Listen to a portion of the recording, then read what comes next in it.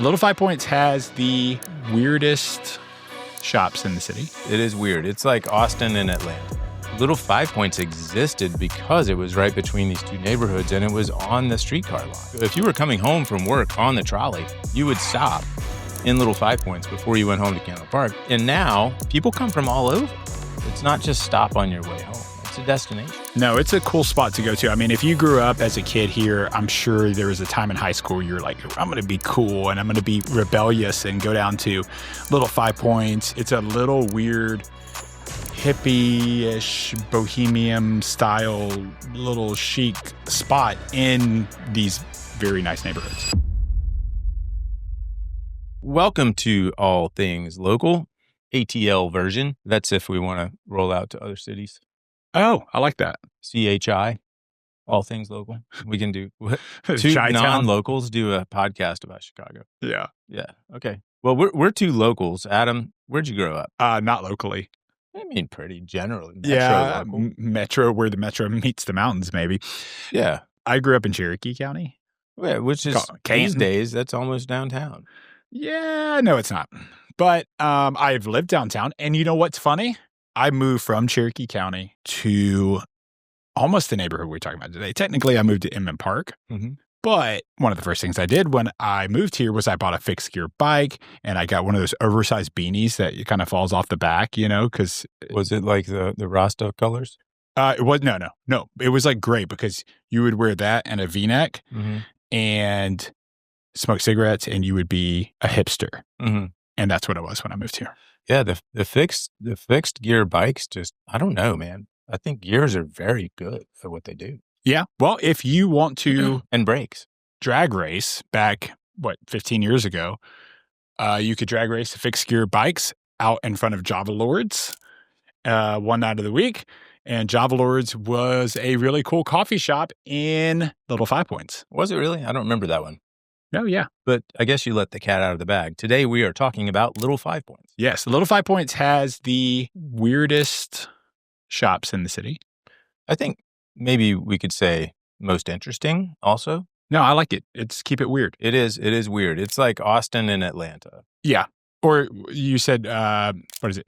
Haight-Ashbury. Yeah. Haight-Ashbury in San Francisco. I think the thing about if anybody's been to the Haight-Ashbury district is that it kind of flows and grows and just kind of peters out, whatever that term is. Little Five Points is very concisely contained in about a 100-yard diameter area, it feels like. You go a little bit too far in either direction, you're in, well-established residential areas with no commercial very stuff affluent at all. neighborhoods. Yeah. Yeah. Either side. I mean, that's the odd thing about it. It's a little weird, hippie-ish, bohemian style, little chic spot in these very nice neighborhoods. Yeah. Right between Inman Park and Inman Park. Yeah. Which is kind of how it got its beginning. Like, what's your first memory in Little Five Points? Do I have to be honest about that? This could be interesting. In high school, going to buy a bowl at a head shop. Head shop, yep. Yeah, all right, sweet. I love that. My first bong was purchased over on St. Charles Avenue. Yeah, there you go. Which is now a nail salon across from Neighbor's Pub. Yeah, but Cloud 9 is still there. But I forget which head shop. There was a popular one for a long time that was there. They've probably gone through a couple of transitions. I mean, Starship? No, I don't think it was Starship. But, well. So my first memory there was seeing a kid my age hop on a skateboard and ride straight across Euclid Avenue coming out of Junkman's Daughter when it was on Euclid, not when it was on Moreland. Oh, yeah, I forgot that. And the Bass School was still functioning. And so that was the 80s. And it was different. But I think Little Five Points in the 80s was kind of after it had grown up and matured into the weird that it was. Mm-hmm. Which really started kind of more in the 70s with a lot of the problems that we've talked about, especially in Inman Park. Yeah. With homes. Yeah. Can you just tell the listeners some of what was happening in Inman Park at that time with people could buy homes for Yeah. Well, I mean, you're combining a lot of different things, white flight and the suburban sprawl, with interstate acts and things like that, and eminent domain of taking homes, right? Mhm. And so there was a large pushback of the value of homes. There's also redlining that's happening at the time as well. So you've got these super undervalued homes that are going for pennies on the dollar. Mhm. And there was a large push to have these homes bought and financed by somebody locally. And that's where, what is the name of the Bond community, bond community? Yes, thank you so much. They are still there today. the credit union. The credit union, that's right. And they have a fiercely loyal following. Yeah, I mean, wouldn't you? I mean, you like essentially funded the neighborhood, right? Mhm. And, Yeah. and so it's got this very grassroots kind of upbringing that's kind of unique in the sense that that money wasn't just going to, the same way we recycle money in the banking industry today. It was going to fund the next house. And so they're literally, call it, it's a wonderful lifestyle of Lending and banking. yeah, good old what I forget the name of his shop, but it's like, he's like, I love you, old banking loans, or whatever. Well, speaking of, I mean, Bond Credit Union made it through the thrift crisis, the savings and loan crisis in the 80s. They made it through the mortgage-related crisis, the Great Recession, if you will. And it stood the test of time, and it's got this fiercely loyal following. Yeah, yeah. And I think that's, George Bailey, when they had the 1920s, the bull rush or bull run on the stock market, that's when, he says, well, this money, I can't just give you this money. It's not like I have it here sitting somewhere. It's in his house and her house. And it's recycled. And that's what this place did. Hmm. Well, we kind of skipped over the name, why it's called Little 5 Points. It was a nod. Thank you to Gab and the Peanut Gallery for just making sure we didn't forget this. Big 5 Points downtown. Nobody calls it Big 5 Points. It's just 5 points. Yeah, But also nobody talks about 5 points like they do about Little 5 Points. I mean, people talk about 5 points, but there's a lot of culture in Little 5 Points. Yeah. A personality as opposed to the generic downtown area. For sure. Well, the downtown area, too, is a true 5 points. Mm-hmm. This one is no longer a true 5 points, right? It certainly appears like it used to be. Yeah. Because it looks like Euclid Avenue did create a little triangle when it crossed over Moreland. But now we have Finley Plaza there. Finley Plaza, yeah. And I kind of, when preparing for this episode, started to wonder if the name of Euclid, because when we looked at the map, Euclid creates, starting from its northeast terminus, there where it crosses North Avenue and hits Oakdale, it creates this funky little triangle. Mm-hmm. And then it created another funky triangle when it crossed Moreland. Mm-hmm. And then it creates another funky triangle down at the end of Edgewood where it ends. That's true. So it's like, I'm wondering if that's why it got this Euclidean name or something. Oh, that's interesting. There's also, I guess, the triangle as you head towards North Avenue, and then the one by the church down at the south side. Mm-hmm. Yeah. Yeah, there are a few of them. Now, I don't know why they didn't make octagons. Why does it have to be triangles? Yeah. I guess geometry is based on triangles, right? Yeah, that's right. Okay. Power of 3. We'll assume that's correct. All right. So you remember when it happened. We know why it's called what it's called. I think it's really interesting to think about before all the different crises that we mentioned in, say, the 70s. Mm-hmm. Before that, Little 5 Points existed because it was right between these two neighborhoods and it was on the streetcar line. Yeah, it was a trolley. Yeah, that's right. Streetcar went right through Inman Park, right there, and into Candler Park. So if you were coming home from work on the trolley, you would stop in Little 5 Points before you went home to Candler Park. Yep. Because you wanted to get something for dinner to take home. Yeah. So, and now people come from all over.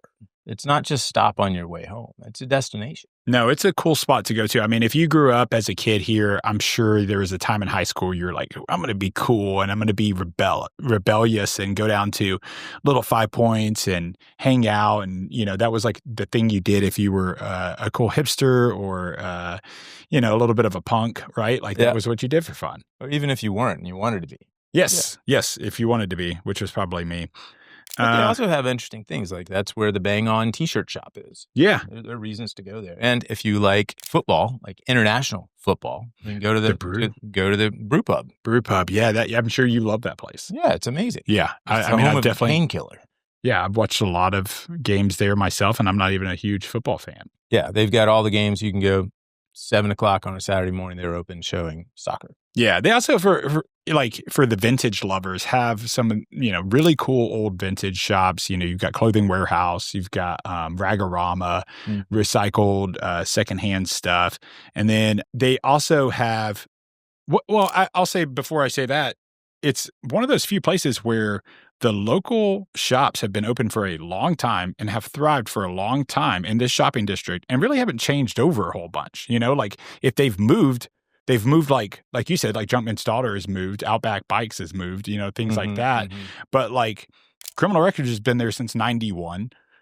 Seven Stages was there for, since a long time. Junkman's daughter. Seven Stages opened in 71, I believe. Yeah. And then, it's just this epicenter for Atlanta's kind of counterculture. And it's still got this like a little bit rough, a little bit political, but it feels like you're in a small city. If you're on Euclid, especially on a weekend evening, and there's somebody playing at the Variety Playhouse, and you just see all these people out, and they're walking to a show or they're just sitting on the street selling jewelry. It feels like a really interesting small little town, even though it couldn't exist on its own. No, but it does feel like that.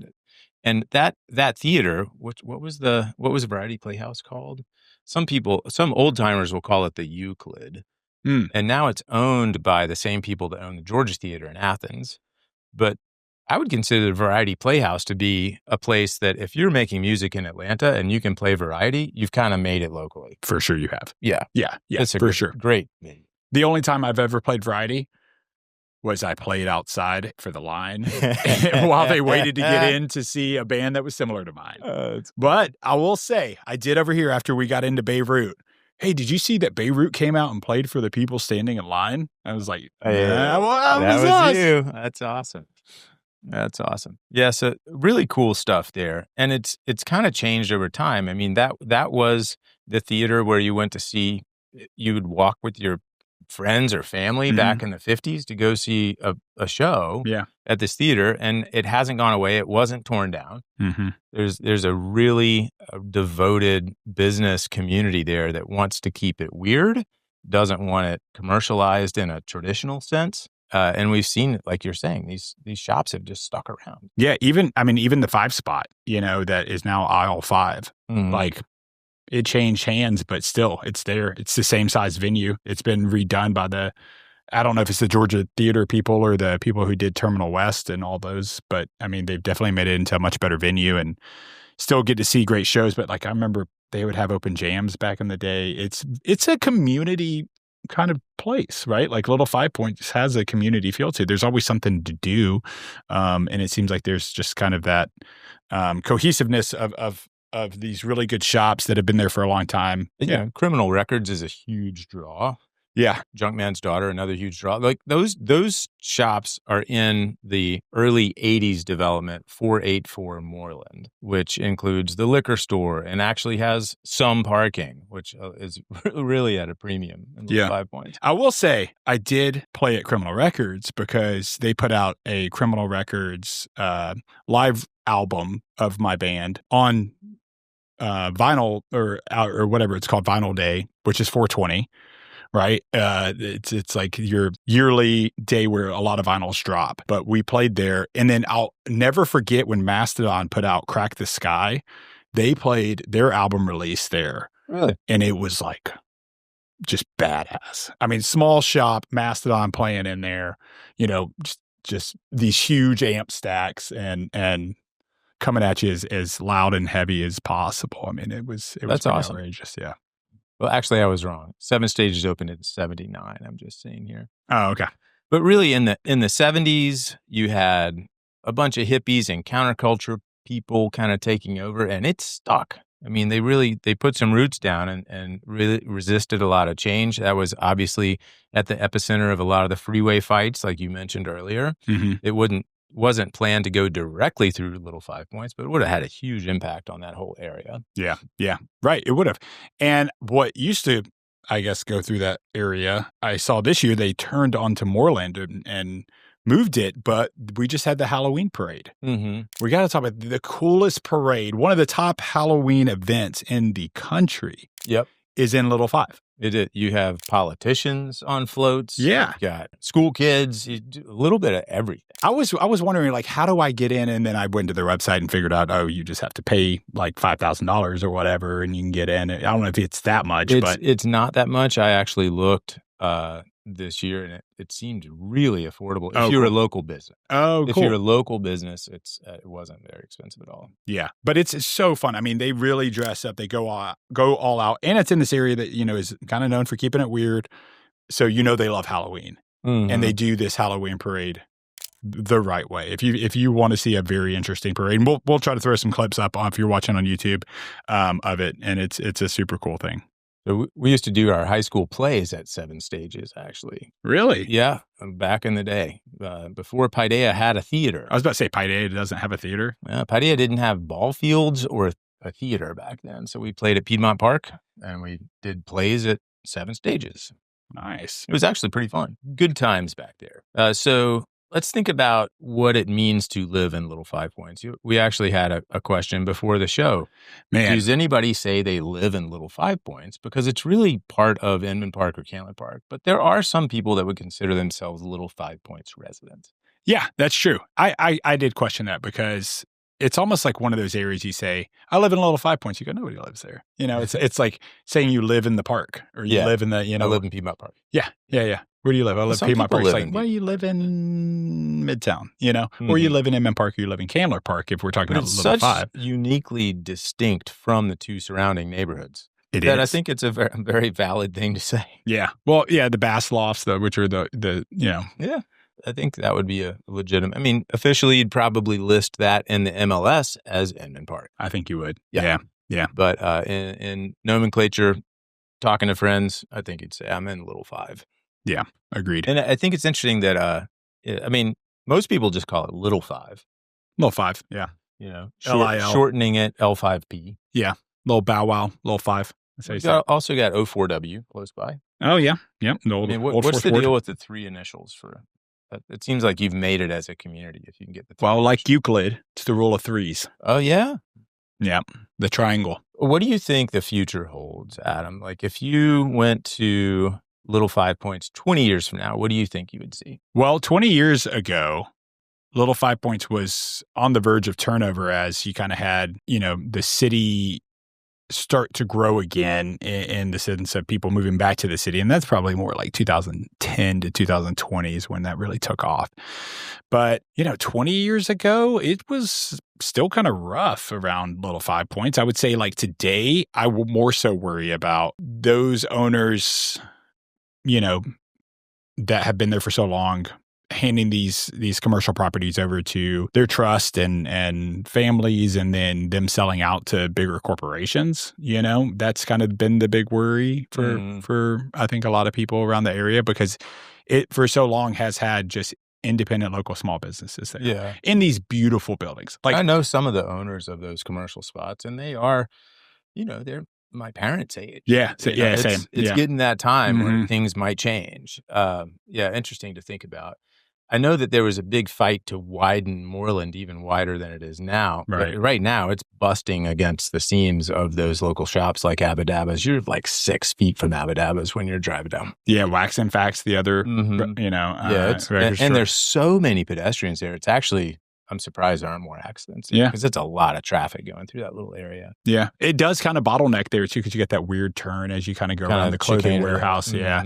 Yeah. And that too is what I kind of mean. There's like a few Flatiron buildings there that are just beautiful, but clothing warehouse is still there. I mean, I can't imagine that they're bringing in $100K a month in selling Western wear, Exactly. like, I mean, it's cool. It's valuable. It is Real estate. It is. Yeah. I hope it stays the same. I mean, I think there's enough of a desire to keep Little Five Points like it is that I think there still would be a good bit of community pushback if somebody wanted to put in a Target. I mean, there's a Target right down the street. Yeah.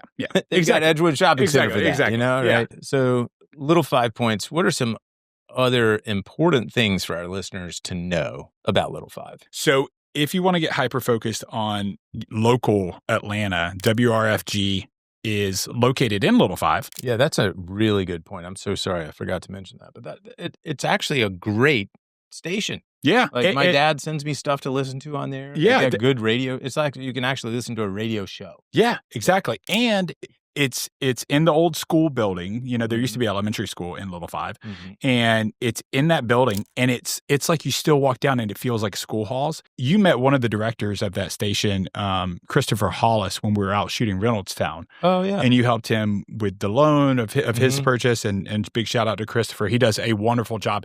And two, anytime there is any sort of protest or anything like that, they're out there recording it, and they're like on the front line, you know, like recording it and bringing back these really good shows and reports of those things. But then they also just have local artists and people who have lived and been in these neighborhoods for a long time do some of these radio shows. And it's a community radio. And I would say the other like big thing that I love about Little Five Points, and probably the reason I end up going to Little Five Points more than anything else, would be music. Right? Like it does have that artistic side of it. And then the other last thing is, man, that pad thai burrito at Elmire is like banging. That's like my jam, and always has been, always will be. Steak soft taco for me. Oh, I don't know what they put on that steak, but it's a very simple taco. It's like the Taco Bell sauce they put on it. Yeah. What would Elmire do? What would Elmire do? Yeah. So yeah, Elmire, if you haven't been, good dive restaurant bar. What are your favorite spots over there? I like Elmire a lot. I love Variety Playhouse. I think it's just a real gem for us to have here. I like the people. That's one thing you'll notice. There are a lot of urban outdoorsmen there. You know, and actually that is a big thing that shifted. We were trying to figure out when, probably early 2000s.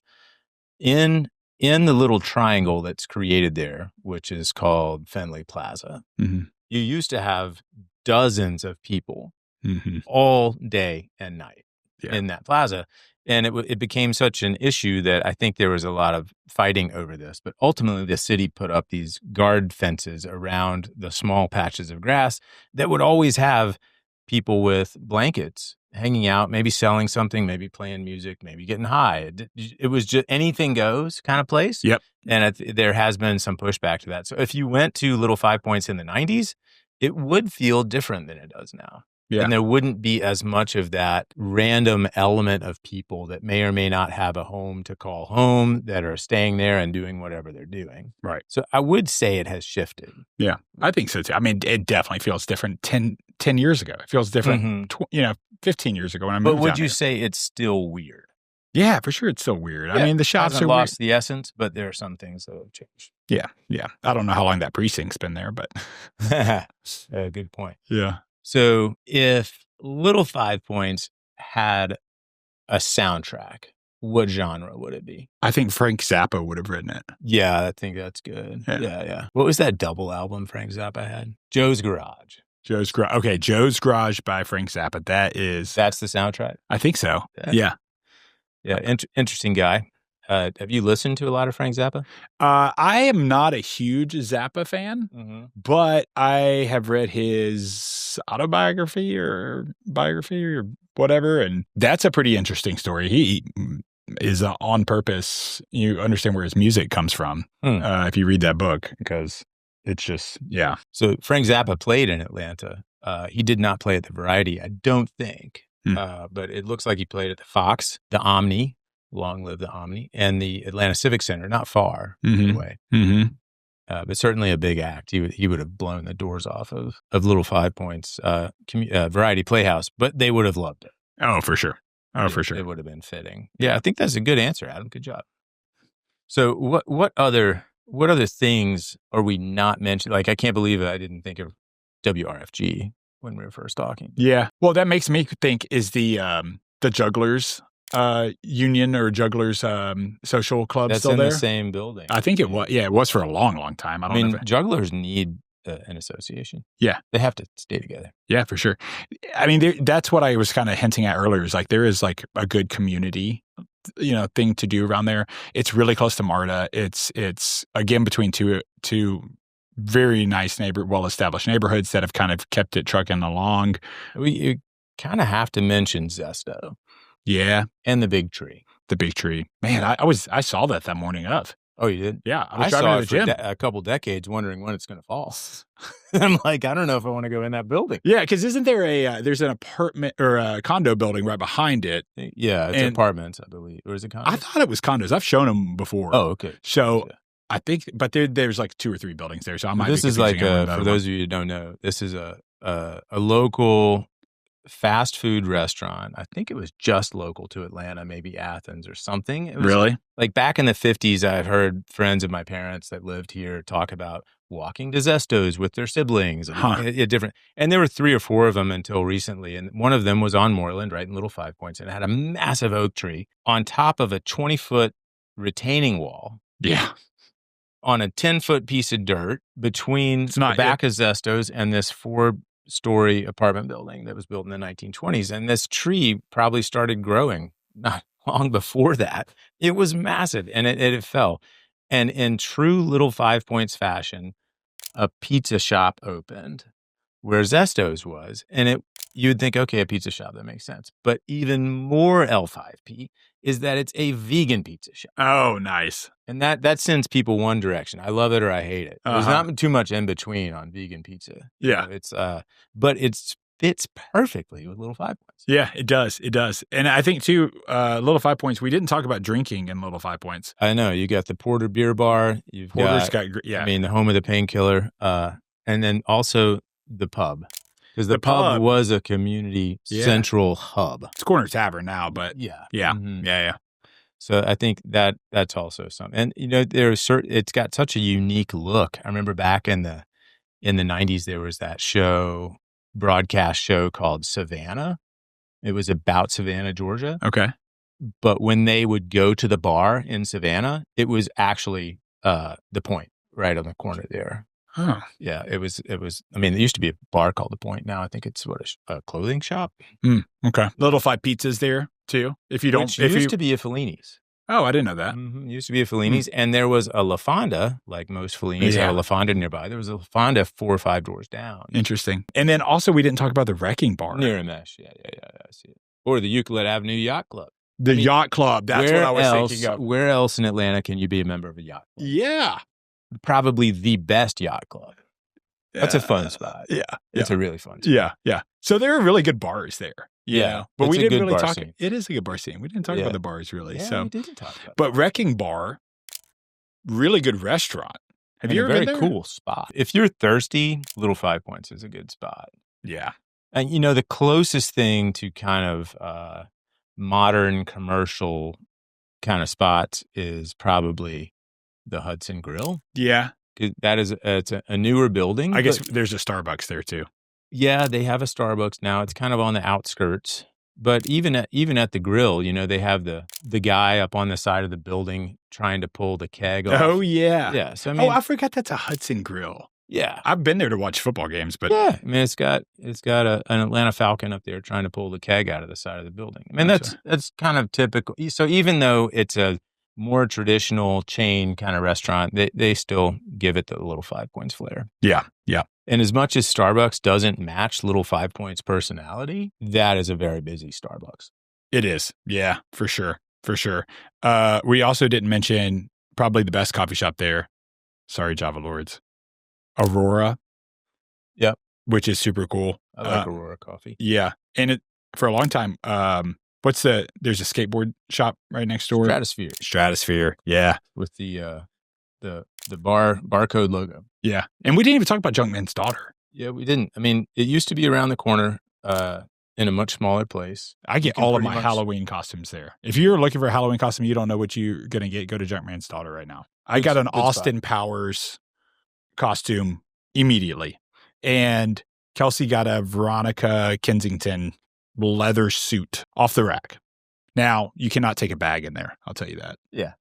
They'll check your bag. They're looking for shoplifters. Right. Lots of shoplifting. The Vortex Burger Bar, walk through the skull to get in. I mean, there's kind of endless unique stuff. Yeah. It's hard to kind of fit it all into one episode. And speaking of venues, we didn't mention Star Bar. Probably the top 5 most intoxicated nights of my life. Star Bar was one of them. Oh, yeah. It's like Star Bar, if it were a person, would just be a drunk cowboy. Oh my God. Yeah. Yeah, Star Bar. A lot of bands play there. Yep. Mm-hmm. Yep. I've played there many a times. So if somebody wants to live in Little Five Points, can they purchase something in Little Five? I guess there's that one condo building you mentioned, and that's really Candler Park, and the lofts are really Inman Park. But if Yeah. you want to get close, Adam could help you find something. That's right. That's right. And if you just want to grab a beer or a coffee or a fresh juice from Arden's Garden, hit us up. We are happy to help. Jeff can finance any of these condos, assuming that they are Fannie and Freddie approved or whatever We condo. could even do one that's not Fannie That's and right. Freddie. Whatever you need, Jeff can help. And yeah, we would love to help you. That's the reason we do the show, and we share these little tidbits and our stories about the neighborhoods which we love and live in and have lived in and have seen trees fall on and have seen Halloween shows trot through. So if you have any insights, fun stories, we'd love to hear them as well. Please don't hesitate to reach out, share all of your info. We apologize to any business or cool people or whatever that we didn't get to in Little Five Points because there's just so much there. Yeah. Sorry, Outback Bikes. Yeah, Outback Bikes was great. Yeah, they did move as well. I know. But they're similar to a lot of the local businesses. When they get bigger, they're going to try to move to 484 Moreland. Bigger space. Yeah. Parking, all that. What's the pizza shop? Savage Pizza? Sorry, Savage. Savage. They've got the oh my gosh. taco pizza. Or is it taco pizza? Mexican pizza. That's what it is. Yeah. Seven Onda's amazing. That has a following. Like people will come from all over town to go to Seven Onda. I think it's a membership based thing. They also have some vegan. I mean, it's almost like a vegan shop, and they have like all those. You can buy ashwagandha by the powder. Oh yeah, all those little like. Because it's right next to the official post office too. I think it's maybe same building. No one works in that building. Oh really? Huh. That is the worst post office in the world. All right. Little 5 Points, interesting place, lots of culture, and lots of fun. Lots of fun to have.